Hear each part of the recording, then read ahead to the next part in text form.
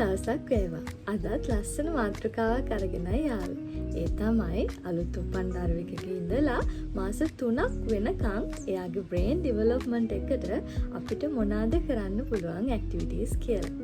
ඉතින් මේ ටොපික් එක දැකපු ගමන් එහෙම නැත්නම් අහපු ගමන් කෙනෙක් හිතන්න පුළුවන් අයියෝ මේ මාස 3ක ළමයෙක්ට මොන ඇක්ටිවිටීස්ද කියලා. හැබැයි වීඩියෝ එක සම්පූර්ණයෙන්ම බැලුවොත් ඔයාලට තේරෙයි ඒ කාලේ ඇත්තටම අපි කොච්චර අපතේ ඇව්වද කියලා සමහර කෙනෙක්ට.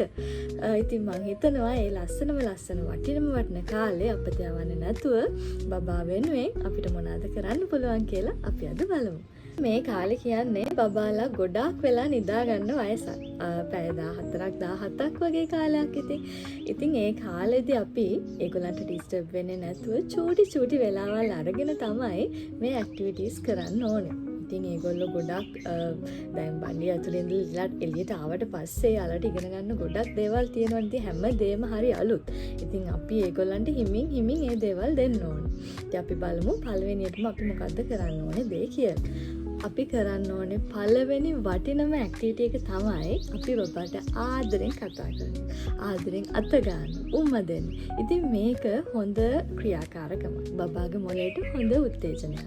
එයාගේ අම්මා සහ බබා සහ අම්මා අතර සමීප සම්බන්ධතාවයක් ගොඩනගන්න මේක ගොඩාක් වැදගත් වෙනවා. ඒ කතා කරනකොට ඔයගලන්ට පුළුවන් නම් ගොඩක් වෙලාවට බබාගේ නම කියන්නේ නැතුව ආදරයට අපි අපේ භාෂාවේ කොච්චර වචන තියෙනවද? ඉතින් ඒ වගේ වචන පාවිච්චි කළා මගේ පුතා, මගේ සුදු මැණික, ඒ වගේ ඉතින් අපි දන්නවනේ කියන්න ඕනේ නෑනේ ඉතින් අම්මා කෙනෙක්ට නේද? අන්න ඒ වගේ ආදරණීය වචන පාවිච්චි කරලා කතා කරන්න අනිවාර්යෙන් බබාගේ S2 දිහා බලාගෙන කතා කරන්න. මේ S2 දිහා බලාගෙන කතා කරන එක හරියම වැදගත්. බබාගේ ඇට්‍රැක්ෂන් එක අපිට ගන්න, ඒ වගේම බබාගේ ෆෝකසින් බලන්නත් මේක ගොඩක් වැදගත්. ඉතින් මේ කාලෙදී අපි දිහාම බබා බලාගෙන ඉන්නේ නෑ. මොනවා කිව්වත් එයා අපි දිහා බලයි ආයි වෙන වැඩක්. ඉතින් ඒකට කමක් නෑ. මේක අපතැවීමක් නෙවෙයි වෙලාව. අනිවාර්යෙන් බබත් එක්ක චූටි වෙලාවක් එයා හැල්ලා ඉන්නකොට ආදරෙන් අත ගගා කතා කරන්න. ඒ වගේම තමයි මෙතනදි මම තව චූටි දෙයක් මතක් කරන්න ඕනි කියලා හිතුණා. දැන් බබා හම්බුනාට පස්සේ අම්මා ඉන්නේ ලොකු ටෙන්ෂන් එක, ලොකු ප්‍රෙෂර් එකකනේ. ඉතින් ගොඩක් වෙලාවට අම්මටයි තාත්තටයි කතා කරන්නත් ලොකු කාලයක් නැති වෙන්න පුළුවන්. සමහර තාත්තලා බබාට ආදරේ පෙන්වන්නේ නැහැ. හංගගෙන ඉන්න අය වෙන්න පුළුවන්. ඉතින් ඇයි අපි ආදරේ හංගන්නේ නේද? අපිට සල්ලි යන දෙයක්ද? ඉතින් හරි ආදරේ බබාට දෙන්න. ඒ වගේම අම්මා වෙනුවෙනුත් චූටි වෙලාවක් වෙන් කරන්න. මොකද සමහර වෙලාවට අපි හිතමු බබා තාත්තා වඩා ගත්තම එයා වෘතල් කරනවා, එයාවත් එක්ක ආදරෙන් කතා කරනවා, අම්මට වෙලාවක් නැහැ, අම්මට වෙලාවක් දෙන්නේ නැහැ කියලා. ඉතින් අම්මත් බලාගෙන ඉන්නවා තාත්තා එයාගේ ළඟටත් එනකන් එයාගේ මහත්තයා. ඉතින් ඒ ආදරෙත් අපි අනිවාර්යයෙන්ම දෙන්න ඕනේ. මොකද මේ කාලෙදී අම්මගේ හෝමෝන් ගොඩක් වෙනස් වෙනවනේ. ඉතින් ඒ දේවලුත් එක්ක සමහර වෙලාවට සමහර අයට බබත් එක්ක ජෙලස් එකක් ඇති වෙන්න පුළුවන්. බබත් එක්ක තරහක් ඇති වෙන්න පුළුවන්. මෙයා නිසා මට ආදරේ අඩු වෙලා. ඒ වගේ දේවල් වෙනවා. එහෙම නැත්තේ නැහැ. ඉතින් ඒ නිසා බබාවත් ළඟ තියාගෙන අම්මටත් වෙලාවක් දෙන්න. අම්මත් එක්කත් ආදරෙන් ඉන්න. ඒකෙදි බබාට හොඳ පෞරුෂයක් ගොඩ නැගෙනවා වගේම අම්මා තාත්තා දෙන්නත් එක්ක ඒ ආදරේ දෙනකොට එයාට ඒක දැනෙනවා. ඒ වගේම හොඳ රැකවරණයක් එයාට දැනෙනවා. ඉතින් මේක හරියම වැදගත් කාරණාවක්. අංක 2 තමයි බබත් එක්ක සින්දු කියන්න. බබාට ඇහෙන්න සින්දු කියන්න. ඒ වගේම එයාට සින්දු අහන්න දෙන්න. ළමා සින්දු, මියුසික් අහන්න දෙන්න. සමහරවිට අපි ෆෝන් එකෙන් නම් ඒ දේවල් අහන්න දෙන්නේ. ෆෝන් එක යාගේ ළඟ තියන්නේ නැතුව, ඔළුව ළඟින් තියන්නේ නැතුව ස්ක්‍රීන් එක යාට පෙනෙන්නේ නැති වෙන්න එයාට සින්දු අහන්න දෙන්න.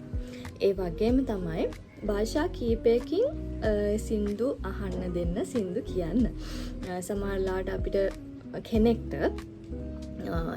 දෙමළ නම් ගොඩක් වෙලාවට ගොඩක් අයට බැහැනේ. ඉතින් ඉංග්‍රීසි භාෂාවත් ලොකු හැකියාවක් නැහැ කියලා හිතන්නකෝ.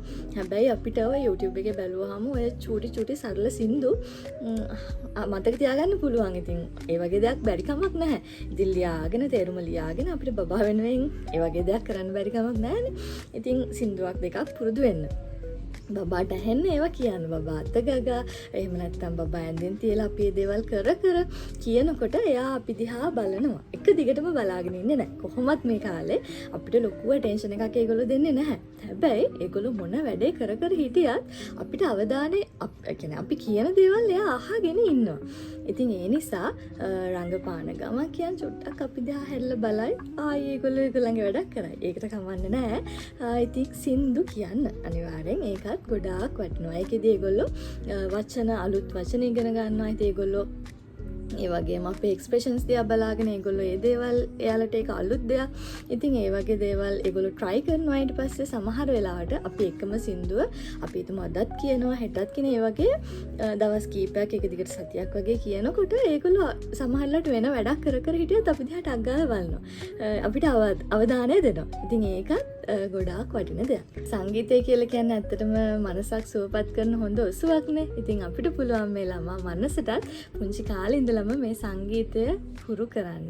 සංවේදී මනසෙක් කරන්න හොඳ හදවතක් තියෙන හොඳ තෙතමනයක් තියෙන මනසෙක් කරන්න අපිට සංගීතය බබාට මුල් කාලේ ඉඳලම සමීප කරන්න පුළුවන්. ඊළඟ වැදගත්ම කාරණාව තමයි බබාව මසාජ් කරන එක. හෙඩ් මසාජ් සහ බොඩි මසාජ් දෙකම.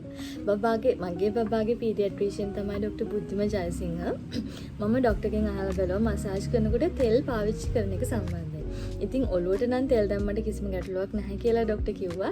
හැබැයි තෙල් පාවිච්චි නොකර කියලා කියන බොඩි මසාජ් එකේදී තෙල් පාවිච්චි නොකරත් ගැටලුවක් නැහැ. තෙල් පාවිච්චි කරනවා නම් අනිවාර්යෙන් ගෙදර හිඳපු පොල් තෙල් පාවිච්චි කරන්න බබාලට. ඒක ගොඩක් හොඳයි. එයාගේ ඔළුව හිමීට පිරිමදින මෙතන තෙල් වල වගේ කොටස. ඉතින් ඒකේ තෙල් චුට්ටක් ගාලා අත කෑවට කමක් නැහැ. තද කරන්නේ ඔබන්න යන්නේ නැතුව.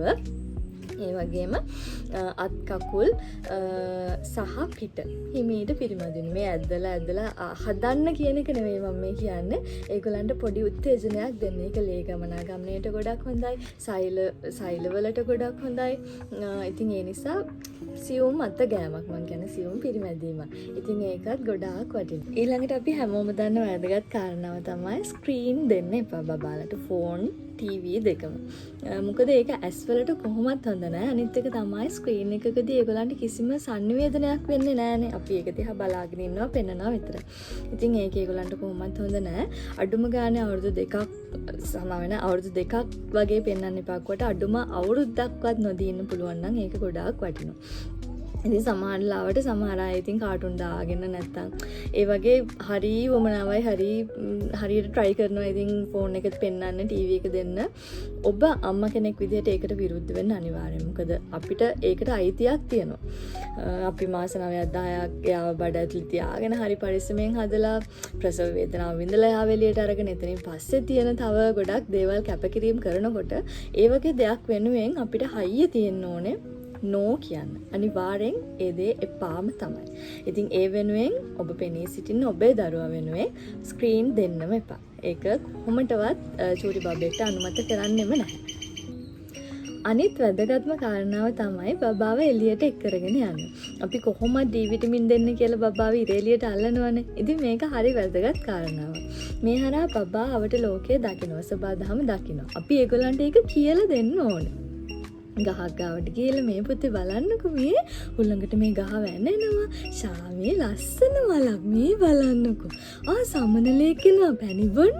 අර බලන්නකෝ සමනලේ එන්නේ හැටි පියාඹගෙන. අන්න ඒ වගේ ආසි හිතන විදිහට බබත් එක්ක කතා කර බබා පෙවෝ පුතේ හුලමු සීතලයිද යට. උන්න ෂෝයි උල්ලඟක් ආව නේද? අපි එහෙම කතා කරනවා. ඉතින් මම මේ කතා කරන දේවල් වලට අමුතුවෙන් කියලා දෙන්න ඕනේ නැහැ. හැබැයි මම මේ චූටි මතක් කිරීමක් තමයි කරන්නේ. සමහරවිට බබා එක්ක කරගෙන නිකම්ම ඉරෙලියට ගිහින් පුටුවක් තියාගෙන අල්ලගෙන ඉන්න එක නෙවෙයි අපි කරන්න ඕනේ. ඇවිද චුට්ටක් එයාව වටපිට පෙන්න ඒ දේවල් කරන්න. ඉතින් එතකොට එයා සබදාමයට ආදරය කරන චූටි බබෙක් කරන්න පුළුවන් අපිට චූටි කාලේ ඉඳලම. මට තව දෙයක් මතක් වුණා මේ කාරණාව කියනකොට. මගේ බබාව ඉරේලියට මගේ අම්මා වඩාගෙන එක් කරගෙන ගියා ඒ දවස්වල. මොකද මට ඒ කාලේ මුල්ම කාලේ පොඩි අපහසුතාව ගොඩක් තිබුණ නිසා. ඉතින් ඒ කාලෙදී බබා වඩාගෙන එළියට ගිහිල්ලා අම්මා සින්දු කියනවා. කුරුල්ලෙක් දැක්කහම බලු පැටියෙක් දැක්කහම ඉතින් ඒකට ගැලපෙන අය චූටි චූටි සින්දු කියනවා අය. ඉතින් බබා එක කිසිම රියැක්ෂන් එකක් නැහැ. හැබැයි මට හිතෙනවා දැන් ඒ දේවල් මතක් වෙනකොට බබාට ඒ දේවල් කියන්නේ දැන් මගේ බබා ටක් ගාලා මේ මෙලඩි එකක් එහෙම ඇහුණ ගමන් එයා ඒක අල්ලගෙන පොඩ්ඩක් try කරනවා කියන්න. මගේ බබාට අවුරුදු 2යි. හැබැයි එයාට වචන හරියට කියන්න බැන්නත් එයා ටක් ගාලා මෙලඩි එක අල්ලගෙන හම් කරනවා. ඉතින් ඒ චූටි කාලේ කරපු දේවල් මේ වෙනකොට ඒක හරි ඉෆෙක්ටිව් කියලා මට දැන් හිතෙනවා ඇත්තටම. ඒක හරි වැදගත් බබාලා. ඉතින් ඔයාලටත් මම ඒක මතක් කරන්න හිතුවේ ඒකයි. ඒ වගේ එළියට එක ගිහිල්ලා කතා කරනවා වගේ මොයලේනෙක් බලු පැටියෙක් පූසෙක් ඒ වගේ දැක්කාම ඉතින් ඔය චූටි සින්දු කෑල්ලක් එහෙම නැත්තම් මොනවා හරි වාක්‍යයක් හරි කවන්න තාලෙට හදා ඉතින් අපිට කියන්න පුළුවන්. ඒ වගේ ඕගොල්ලොත් උත්සාහ කරලා බලන්න. ඊළඟ වැදගත් කාරණාව බබාට කතන්දර කියන එක. මේ සම්බන්ධයෙන් නම් බබාට කතන්දර කියන්නේ කොහොමද කියන එක ගැන මම වෙනම වීඩියෝ එකකුත් කරලා තියෙනවා. ඔයගලන්ට ඒක බලන්නත් පුළුවන්. ඉතින් මේකෙදි විශේෂයෙන්ම කියන්න ඕනේ හරීම කෙටි කතන්දර තෝරගන්න. වාක්‍ය 4ක 5ක චූටි කතන්දරයක් බබාට ගැලපෙන එක. එතකොට අපි නිදාගෙන කතන්දරේ කියනවා නම් බබා උඩ අතට තියාගෙන පොතේ යට පේන රූප අල්ලගෙන කතන්දරේ කියන්න අඩියකමාරක විතර පරතරයක් තියාගන්න බබාගේ දෙක සහ පොත අතර. ඒ වගේම තමයි හරිම සරල භාෂාවෙන් කතන්දරේ කියන්න. පොතේ තියෙන එකම අපි කියන්නේ නැතුව එතකොට කොහොමත් එයා ඒකට අවධානයක් දෙන්නේ නැහැ. පොතේ තියෙනවා නම් ඒකේ තියෙන දේ අපි කියවලා ඒක ඔළුවට අරගෙන අපේ භාෂාවෙන් කියන්න. කියනකොට අපිට ඇක්ෂන් දාන්න පුළුවන් නම් බබාට ඒක හරි වටිනවා. එතකොට ඒගොල්ලෝ අපි දිහා හොඳට බලාගෙන ඉන්නවා. ඉතින් ඒ වගේ ඇක්ෂන් දාලා ලස්සනට කතන්දරය අපිට බබාට කියලා දෙන්න පුළුවන්. කතන්දරයක් කියනකොට ඇක්ෂන් දාලා කියන්නේ කියලා මං කියවනේ ඒක හරි වැදගත් කියලා කියන්නේ ඔන්න බලන්න. ඔන්න පුතේ එක දවසක් කාකේ කැලේ මැද්දේ මෙහෙම පියාඹගෙන යනකොට එයා දකිනවා චූටි ගමක් තියෙනවා. මේ ගමේ පාරක් දිගේ බබේ බයිසිකලයක් පැදගෙන යනවා. කොහෙද මේ බබා යන්නේ? ඔගොල්ලෝ කොහොමද ඒක දිහා බලාගෙන හිටියේ? ඔයාලා හිතන්නකෝ සාමාන්‍යයෙන් මම කතාව කරගෙන යනකොට වගේද මම කතන්දරේ කියනකොට ඔයගොල්ලෝ ඒකට වැඩි අවධානයක් දුන්නා නේද? ඉතින් චූටි පැට්ටොත් අන්න ඒ වගේ තමයි. අත යන්න ඒ නිසා තමයි පොඩ්ඩක් ඇක්ෂන් දාලා හඬ වෙනස් කර අපිට හඬ අනුකරණය කරන්න පුළුවන් නම් ඒ කතාවේ කාක්කෙක්ගේ කාකා බව් නව් ඒ වගේ පොඩි සද්ද දාලා ඉතින් ඒ විදිහට ලස්සනට කතන්දරේ කියන්නේ. ඒකෙන් එයාලට හරියට චිත්‍ර රූප මැවෙන විදිහට කතන්දරේ කිව්වොත් ඒක තමයි කතන්දරේ සාර්ථකත්වය. මට මේක කියද්දි තව පොඩි කාරණාවක් මතක් වුණා. ඒ තමයි අපි නෑදෑ ගෙදරක ගියාම ඉතින් චූටි පැට්ටෝ ඉන්න ගෙවල් අපි කියනවනේ පුතේ කතන්දරයක් කියන්න, සින්දුවක් කියන්න එහෙම කියලා.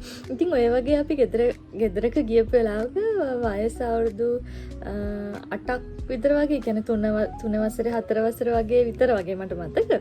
බබෙක් හිටියා. අපි කිව්වා ඉතින් එයාට පුතේ කතන්දරයක් කියන්නකෝ කියලා. ඉතින් මේ බබා අපිට කතන්දරයක් කිව්වා. මට හරි පුදුමයි. එයා ඒක පත්තරයකින් තිබ්බ කතන්දරයක්, පොසන් කාලේ කියපු කතන්දරයක්. පත්තරේ පිටු දෙකක් නම් එයා ඒ පිටු දෙක ඒ විදිහටම කිව්වා. ඒ කියන්නේ ලිඛිත භාෂාවෙන්.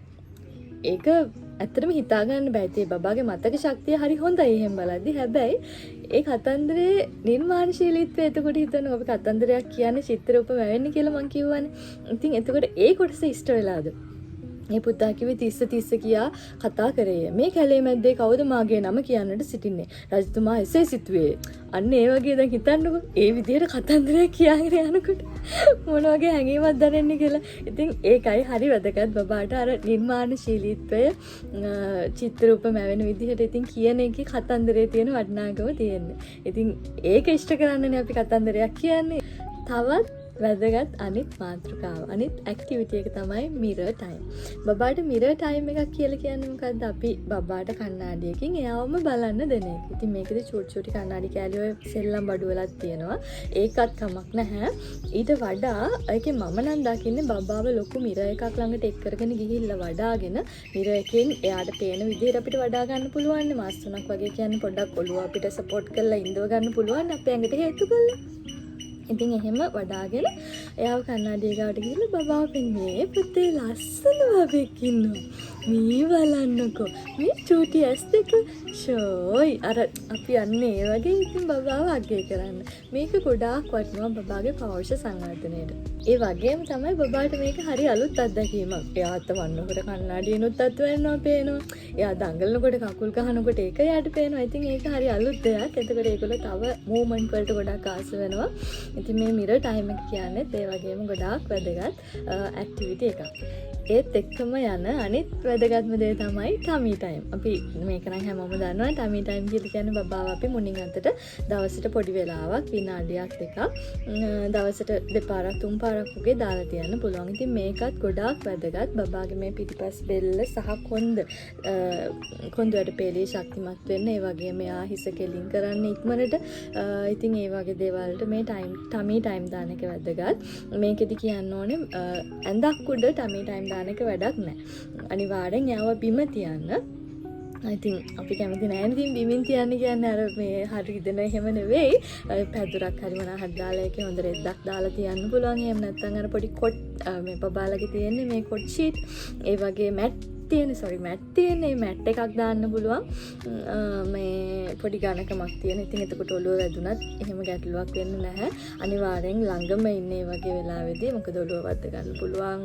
ඔළුව අර මූණ යටට තියා ගන්න පුළුවන්. ඉතින් එක පාට යාට ඔළුව උස්සලා හරව ගන්න බැරි නිසා ඉතින් ඒකත් හරීම වැදගත්. තව ඇක්ටිවිටි එකක් තියෙනවා. ඒක තමයි පීකබු. අපි හැමෝම දන්නවා හැංගිමුත් අසෙල්ලම. ඉතින් මේකත් බබාලට හරි විනෝදජනක ඇක්ටිවිටි එකක්. මොකද සමහරවිට ඒකෙදි අපිට බබාගේ මූණට එයාගේ නැපි එකක් දාලා ටග් ගාලා ඇදලා ගන්න සහ අම්මගේ මූණට ඒක දාගෙන චුට්ට වෙලාවක් යන්න ලයින් කරන්න. ඉතින් ඒකෙදි බබා සමහර වෙලාවට ඒක ටික දවසක් කරනකොට ටික කාලයක් කරනකොට හයියෙන් hina වෙන්න ගන්නවා. ඉතින් හරි ෂෝකේ ඇක්ටිවිටි එකක්. ඒකත් හරීම වැදගත් බබාට. තව දෙයක් තියෙනවා. ඒක තමයි අපි බබාලට විෂුවල් කාඩ්ස් මේ කාලේ පෙන්වන්න පුළුවන්. කොහොමත් උපතේ ඉඳලා මාස 3ක් වගේ වෙනකන් ඒගොල්ලන්ට පේන්නේ බ්ලැක් ඇන්ඩ් වයිට් විතරයිනේ. ඉතින් ඒ කාලේදී අපිට විෂුවල් කාඩ්ස් පෙන්වන්න පුළුවන් සහ අපි බිම තියලා බබාව කාඩ් බිම හෝ ඇඳේ තියලා බබාව කාඩ්ස් පෙන්නනකොට අඩියක අමාරක වගේ දුරක් තියලා පෙන්නන්න. ඒ දුර ප්‍රමාණය තමයි ඒගොල්ලන්ට පේන්නේ කියලා කියනවා. ඒ වගේම ඒක මෙහෙම බබාගේ මූණ ඉස්සරහින් දෙපැත්තට හිමීට මූව් කරන්න. ඉතින් ඒකත් හොඳ ඇක්ටිවිටි එකක් ඒගොල්ලන්ගේ අයි ෆෝකසින් එකට. එතකොට ඒගොල්ලෝ ඒක දිහා බලාගෙන මහ ලොකු වෙලාවක් නෙවෙයි එකපාරක් දෙපාරක් විටින් විට කරන්න. මං කිව්වනේ මේ කාලේ ගොඩාක් නිදාගෙන ඉන්න කාලයක් කියලා. ඉතින් ඔය ඇහැරලා ඉන්න වෙලාවෙත් ඔය වගේ ෂූට් දෙයක්ත් කරන්න. ඒ වගේම තමයි පොඩි මියුසික් අයිටම් තියෙන ඔය සෙල්ලම් බඩු බබාලගේ කොට් මොබයිල් වගේ ඒ වගේ ඒවත් බබාට උඩින් අපි දාලා තියෙන ඔය කැරකෙන්න. ඉතින් ඒකත් හරි වැදගත්. බබාලා ඒක දිහා බලන් ඉන්නවා. ඒවා වුණත් ගොඩාක් ලොකු වෙලාවක් බබාලට දීලා තියන්න එපා. ඉතින් අර විෂුවල් කාඩ් එකේදී මතක් ගන්න මුලින්ම කළු වර්ණය තමයි ඒගොල්ලන්ට ග්‍රහණය කරගන්න හරිම පහසු. ඊට පස්සේ අපිට රතු වර්ණ වලට යන්න පුළුවන්. ඉතින් මාස 3න් වගේ පස්සේ ගොඩක් වර්ණ අපිට ඒගොල්ලන්ට පෙන්වන්න පුළුවන්.